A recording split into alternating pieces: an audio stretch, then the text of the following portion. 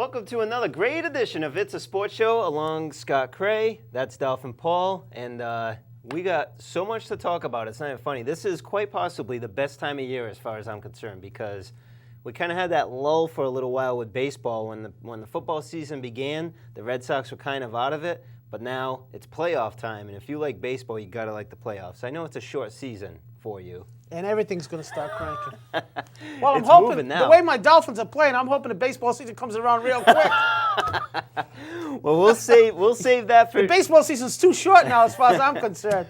First thing off, we're going to start with some MLB, of course, the Red Sox, and as we predicted in our last show... Show they'd be eliminated? Well, yeah, that was last month's show. Ron Jackson, the hitting coach for the Red Sox,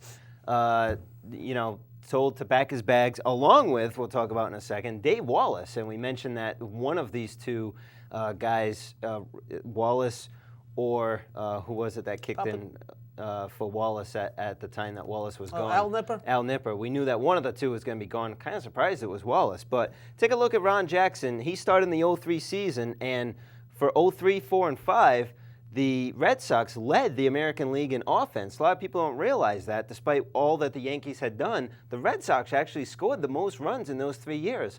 But now this year, quite the off year. 12th in runs scored, and 6th in runs scored, and 12th in batting average. But halfway through the year, he did a pretty good job. So in the second half, when everybody got hurt, I heard an interview with him on sports radio this morning. It was a pretty good interview.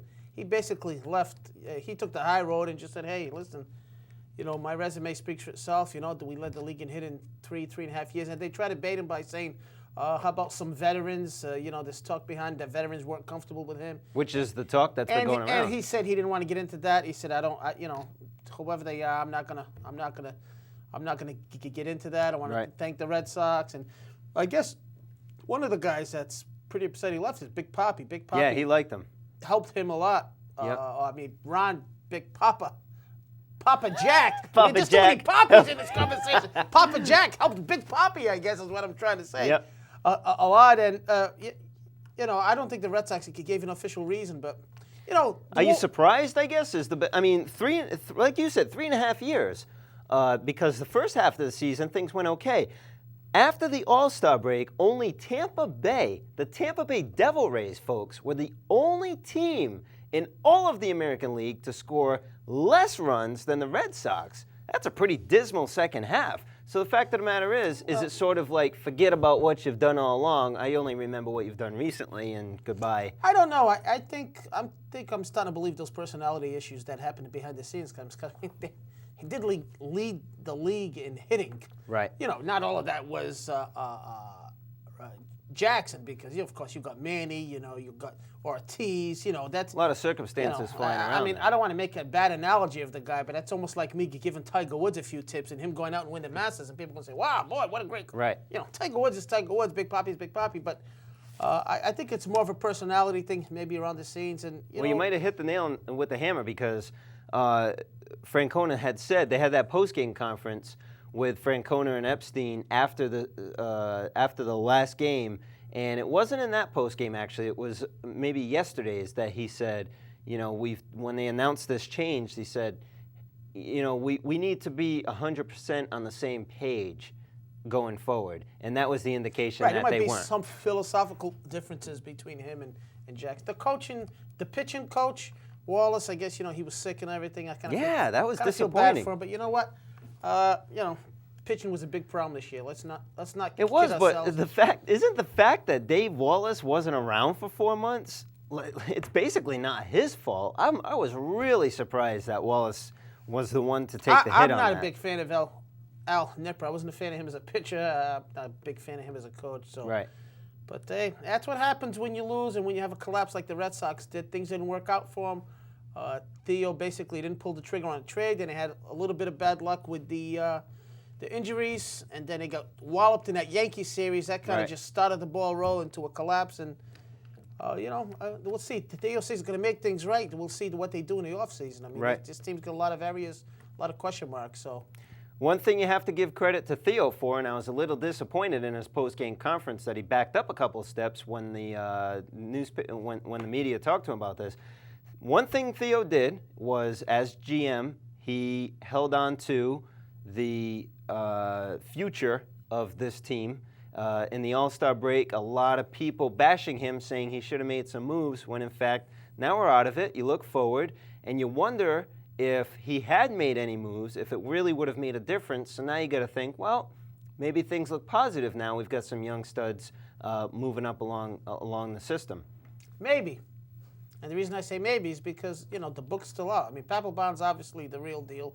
Whether he's who's coming back as a starter? Coming back as a starter. They've already I'm announced surprised that. he would say that this year, by the way. I don't know. I mean, the guy was a phenomenal closer, and all of a sudden, 3-4 months before spring training, you're saying all of a sudden he's the starter, which is kind of odd.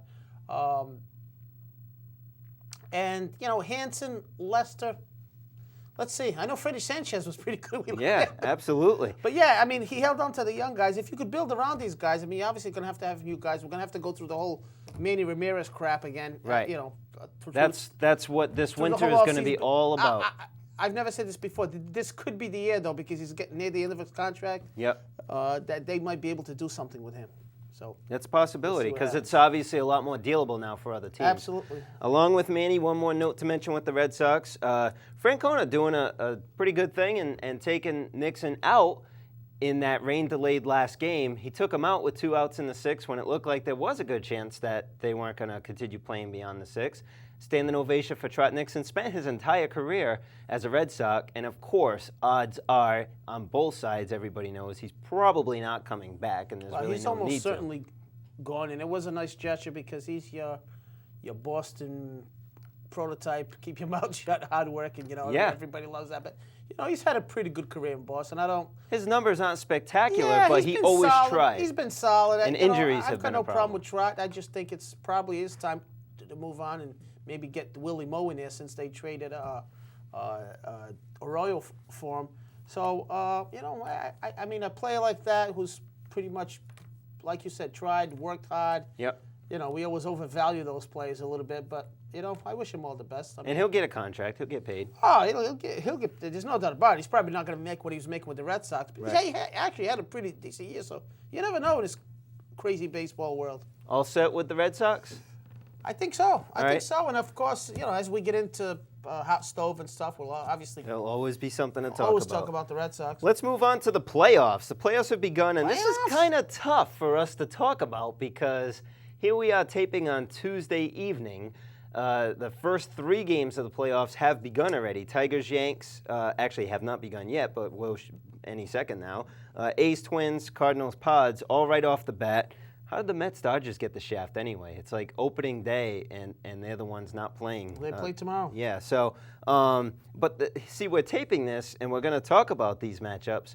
Well, by the time some of our public sees this on Thursday, we're 2 to 3 games in some cases. So it doesn't stop us from talking in general about what we think of the matchups. right, exactly. I just Basically, want people to understand that we're sort of they're looking at us right now as either morons or geniuses, for that matter. Probably morons. I would say. Isn't that how they look at us every week? What would change this week? Those darn Yankees, of course, making the postseason. They have done so every year now since they kind of revamped how the playoffs went in the early 90s. They start they're the home team, if you will, against the Tigers.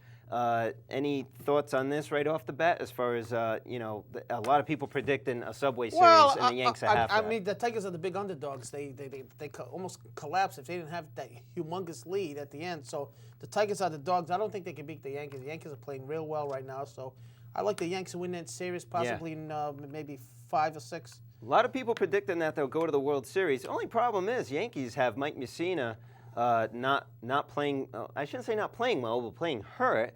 And then, of course, Randy Johnson finally just announced that he'll be able to start Game 3. He had like a 40-pitch bullpen session. He's okay. So that makes Chien-Ming Wang your number 1 stud pitcher, and it's almost like, although this guy's been reliable as can be, you didn't see this coming in the Yankees rotation with Mussina and Johnson in the No, not at all. A lot of interesting things. A-Rod for the first time is going down to 6th. Again, another playoff for A-Rod. He's going to have to deliver the clutch hits or else it's going to continue to get as good as he is, he's never made the World Series, so this is a chance for him to do so. I think Yanks and Tigers, obviously you'd have to favor the Yanks in this series. Yeah. Interesting little stat in this game. Pudge Rodriguez, for the Tigers, of course, has thrown out 26 26 of 51 batters this year. So the Yankees have some speed. Jeter and of course Damon, speed guys. And then even in the bottom lineup, there's some quick guys. So that might slow them down just a little bit. Let's move on. The A's, Twins. That's the first game, which is almost wrapping up, it looks like. Oakland should take this first game.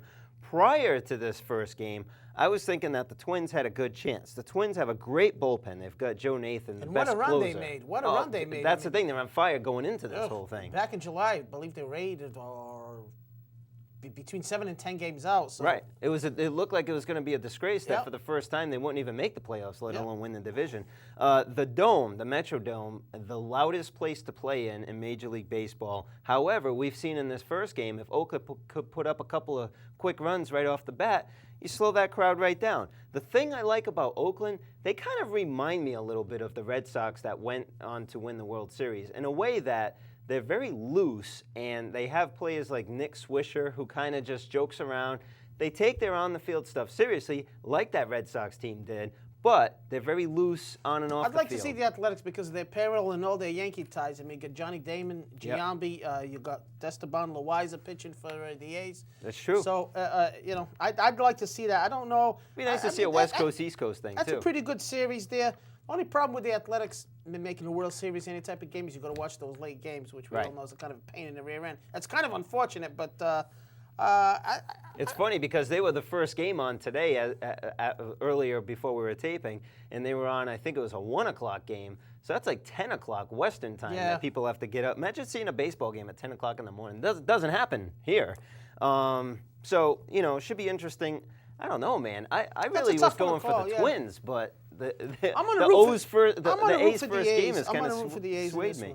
All right, so we'll see what happens there. The problem with the A's, too, by the way, is that they've been there plenty of times before, and they never pan out to do much. We all know what the Red Sox did.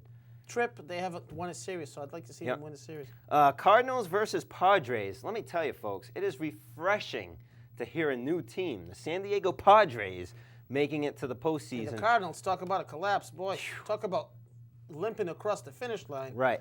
I mean, almost one of the biggest collapses in history. Well, keep in mind they knew they had it made, that they were definitely going into the postseason. They actually sat Vladimir Guerrero, their stud, for the entire last week of baseball. He's got a busted up ankle. They want to get Tim Salmon in there and give him a chance to DH and see how he's swinging the bat. Padres, good chance to make some noise. Excellent pitching staff with Jake Peavy and ridiculous. And Chris Young. I mean, that's the best pitcher staff in the National League. Probably, maybe in baseball. I mean, who knows? It'll play out in this playoffs. But that's what you need. You need pitching. They got a good staff, and at the Cards.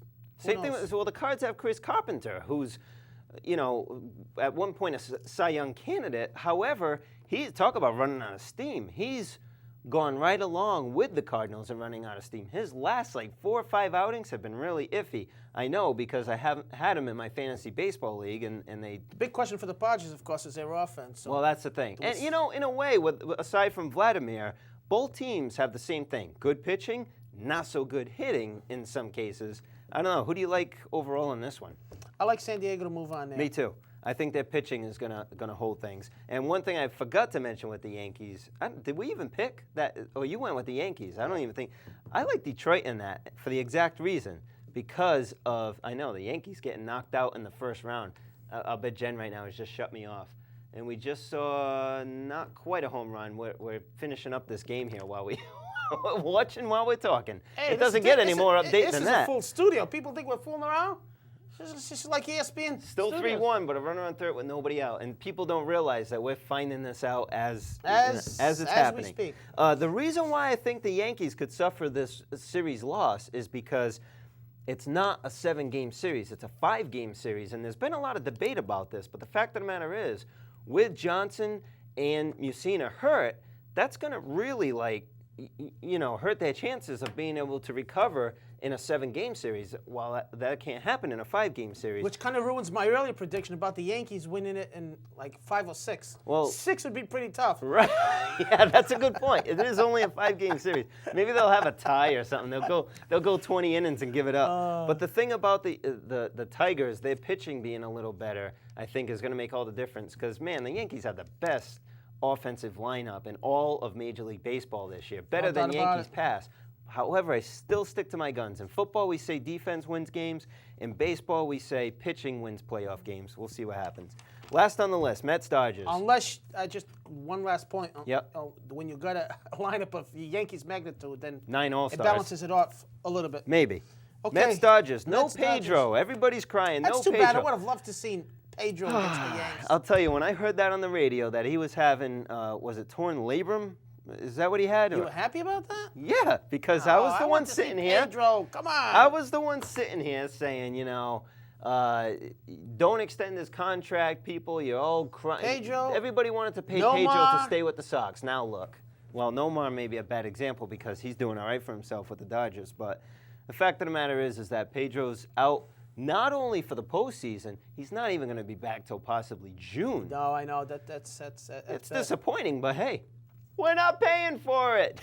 That's what I say. Yeah, but the Sox really can't say anything because they didn't make the playoffs. So maybe we could have if Pedro was pitching.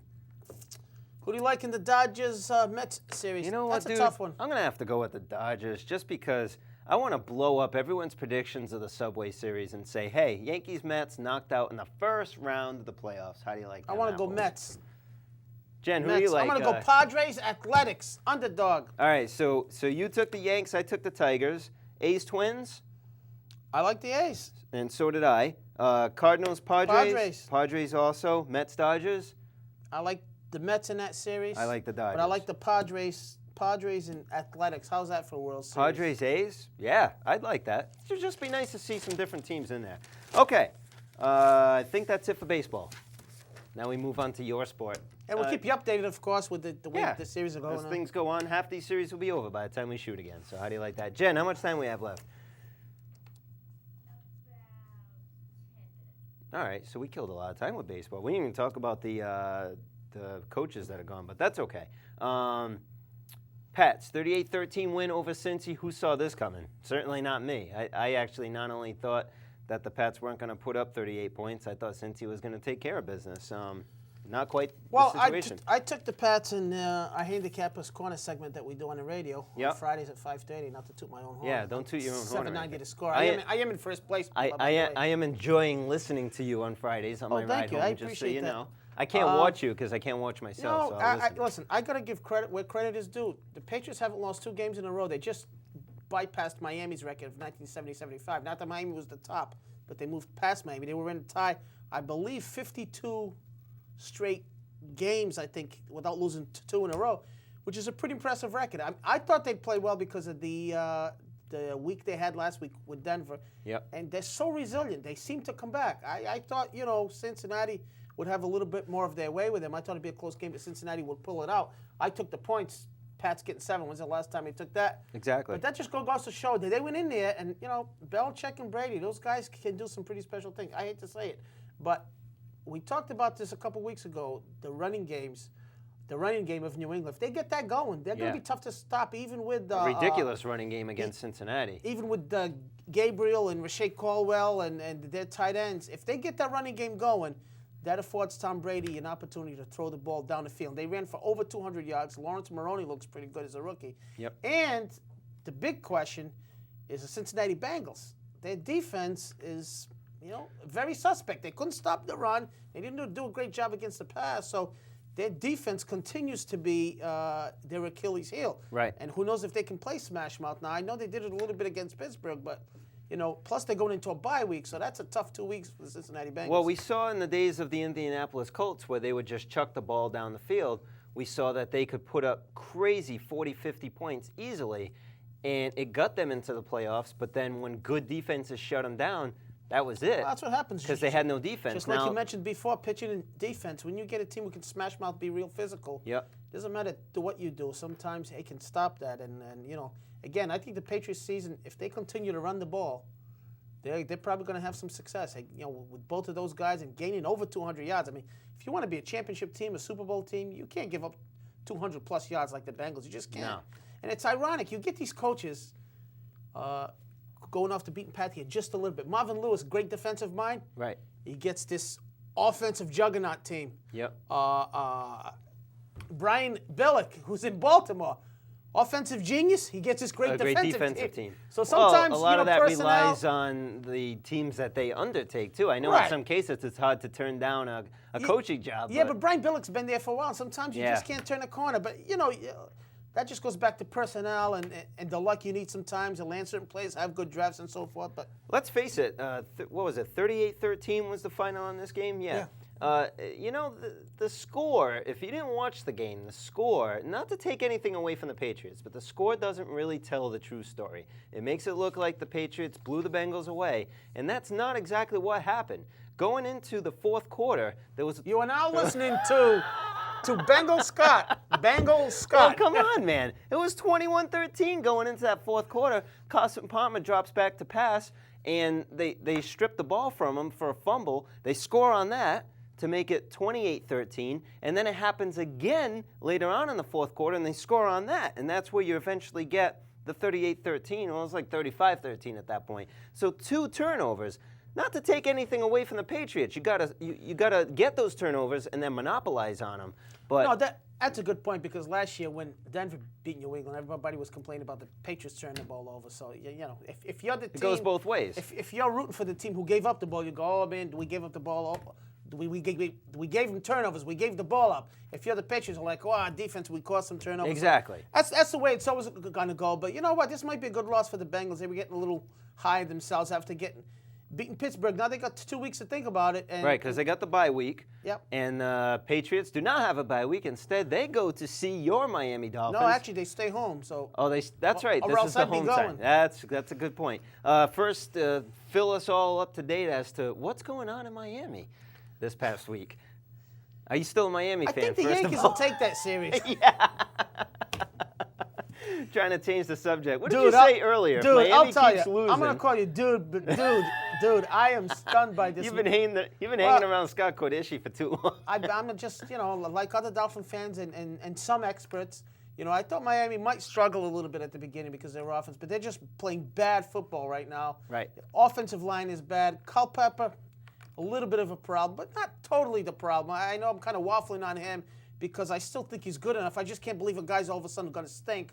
I know a lot of people saying he's not that good, but their offensive line is terrible. You can blitz Miami. Offense is putrid. And right now, to me, it lies solely on their coaches. Not solely on their coaches' staff, but the players have Nick to play. Saban has to take a big part of this. I'll tell you why. He's got Dom Capers as a defensive coordinator, Mike Mularkey as a offensive coordinator. Did I say Capers as a defensive coordinator? They got Hudson Houck, who's one of the best offensive line coaches in the game, and they gave him $1 million a year to coach. And out of these 4 coaches, that's the best they could come up with against the Houston Texans. Right. As you can tell, I'm a little perturbed right now. You're a little fired up about about 1-3. this. They're going to New England. I'll say this, because this is the way the NFL works. Just as we thought New England was down and out last week, and they went in and beat Cincinnati, I think Miami's going to play a good game against New England. But for the first time in a long time, I don't know if they can win. I don't think they can go to Foxborough and win. And I hate to say that, especially publicly. Wow. But I am perturbed by my Miami Dolphins. 1-3 after I waited since March, April, May, June, July, and here we are sitting with some of the worst teams in the league. And it's troublesome. So you just admitted that you feel as though the Patriots should win this game at home against Miami. I do. To be honest with you, I like to have a radio stick and a camera stick, but I'd be kind of making a fool of myself if I were to think that. Again, I think they're going to play well. Yeah. Not only that, the emergence of the Jets, who played a pretty good game against the Colts, and Buffalo's a little better than we thought. So things are getting So interesting my worst here nightmare in is the coming AL true. East. We could be the worst team in the... Have you been sleeping at night? It's been tough. I know every nook and cranny of my ceiling, I'll tell you that. There is green emanating from your body as we speak, green and orange. So, let's not put this all on me. I mean, Bengal Scott and Dolphin Paul took a big hit last week. We are bowing down to the New England faithful. It is There's no doubt about it. But all right, so it's final. The A's looks like they take that 3-2, so that's all good. You got so fired up and completely took me off That's my track. Miami What kind of diatribe. time we have left, Jen? Oh, we got 3 plenty minutes. of Well, time. I mean, we can go over a few other games. I don't think there was Yes. anything. You got something on the table? No, go for it. I was just going to talk about other stuff, too. Monday Night Football, the whole McNabb versus Favre thing, and it was how good can McNabb play, how good can Favre play. Favre, I don't know if you agree with me or not, should have just went the other way on Well, the decision to come he's on back. a bad team, too. He had a Yeah, great but week come last week, on. but he played the Lions. No, Throwing listen, I agree with you. pickles up there for crying out loud. And conversely, McNabbs is playing great. It was so all on far. his shoulders because Brian Westbrook being out for the week on Monday Night Football. We expected a better matchup because Favre has always done well on Monday Night Football. I don't know if I expected that better match. I mean, really? The Eagles were 11-point favorites, and Right. they were kind of sluggish at the beginning. Then all of a sudden, I guess you were just thinking that Favre could end up doing Well, something. I mean, the Eagles had the Dallas Cowboys to look forward to. That obviously didn't affect them. That's a big game next week. Yep. Some of the good games this weekend. Well, good games or games we should talk about. Cleveland and Oakland. Cleveland went out to Oakland. Oakland still stinks. They probably, I don't want to say They're worse than Miami, but they probably Gannon the Cannon days are They over. had a good lead. Seattle and Chicago was a big game. These Bears, boy, they're for real. With a little bit of offense, that defense is phenomenal. We So, saw some of that last year, too. Bears are a team to watch, and Seattle, of course, is one of the other top team in the NFC supposedly. Right. So no Sean Alexander, hurt foot there. Yeah. So that'll be interesting, and the Bears, they keep on rolling. How about Terrell Owens from suicides and 80-something yards receiving? Yeah, that's an odd situation, boy. Dallas has their hands full, but they played a good game. They went into Tennessee and they smacked the team they should play, and that sets up one of the better games next week, Philly and Dallas. Right. I mean, that's a good football game from two teams in the same division. We got about 2 minutes left. 3 quick points I want to make. Sims finally released from the hospital after the damage was done there. People expecting that he could probably play by the end of this season, so that'll be a great thing to see. Yeah, I mean, if Tampa Bay, because he's a competitor. Well, but I mean, if Tampa Bay's out of it, I wouldn't. I'm sure if Tampa Bay's out of it, they're only going to put him in if there's absolutely no risk of him being hurt. I would agree. Point number 2. How about Albert Hainsworth for Tennessee? Oh boy, that's doing the kick and cleat to the face. Am I Andre Garrod? Yes. Okay. He's the center for the Cowboys, and, Right. and he basically took his cleat. I'm sure everybody by the time they watch the show, nobody took his cleat and just stomped on a guy's head twice. Yep. And cut the guy open 30 stitches. 30 stitches. And he got is 5-game ridiculous. suspension, which is the biggest suspension for a non-field incident. Which sounds big, but it's only worth $190,000, which is a joke. But a lot of people feel that he should have been suspended for the year. I agree. At least half the year or the remaining half of the year. $190,000 is not enough of a penalty against this guy, even though the 5 games mean something. I hope that Gerard presses charges. He may do so, That was on the borderline of a criminal act. Absolutely. A lot of people, some analysts, thought the cops should have went in there to put him in handcuffs. That's a classic case where the guy just completely loses it in the middle of the battlefield, and there's no place for that.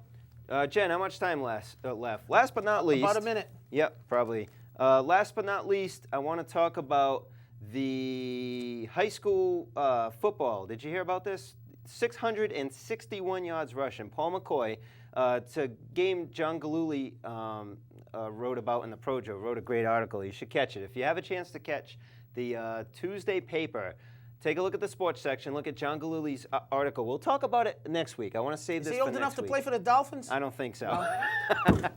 64-0 win, and this guy sets a new record, 661 yards rushing.